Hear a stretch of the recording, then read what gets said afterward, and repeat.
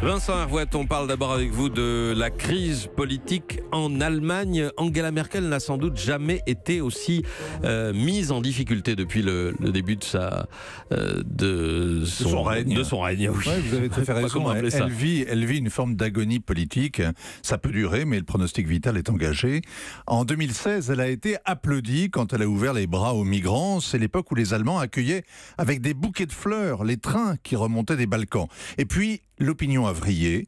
Elle vit cette immigration comme une invasion. Elle tient désormais la chancelière pour responsable de chaque fait divers sordide qui implique un étranger. Et aux élections de septembre, les partis au pouvoir ont été laminés. Ça n'a pas suffi, puisque après 6 mois de piétinement, ils ont recommencé à gouverner ensemble. Comment imaginer qu'un tel tour de passe-passe restaure une autorité? Les Bavarois de la CSU redoutent maintenant de perdre les élections à l'automne au profit des furieux de l'AfD, et ils vivent cette perte d'influence comme une fin du monde wagnérienne. Est-ce que la coalition est menacée? L'heure est à la tambouille politicienne. Mouti sait cuisiner. Les frères siamois, CSU, CDU, ne peuvent pas vraiment divorcer. Et comment imaginer que la coalition de gouvernement avec les sociodémocrates implose, puisqu'il n'y a pas de plan B?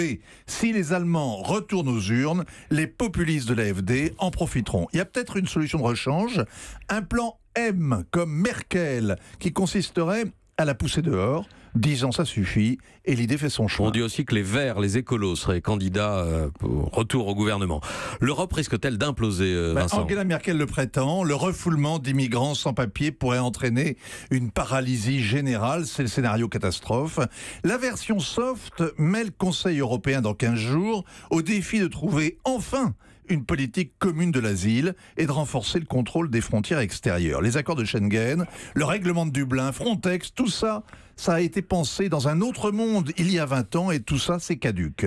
Mais au-delà, il faut bien voir que l'immigration est le 11 septembre de l'Union européenne. À Manhattan, les Américains ont pris soudain conscience de leur vulnérabilité, qui n'était plus sur une île à l'abri du chaos mondial. Pareil pour les Européens avec la ruée des migrants. Ce ne sont plus des avions qui s'écrasent sur les tours, mais des rafios qui s'échouent sur les côtes. L'Union européenne est dépassée par l'ampleur du phénomène. Elle est désarmée par sa propre compassion. Elle est démunie devant la division de ses membres, le Brexit, la vague populiste, la dissidence du groupe de Visegrad.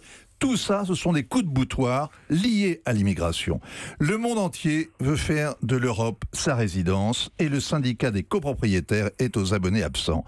L'Union européenne, si pacifique, si confortable, un peu grasse, un peu décadente aussi, l'Union se sait mortelle, c'est nouveau, c'est le début de la sagesse, sa survie impose une remise en cause radicale.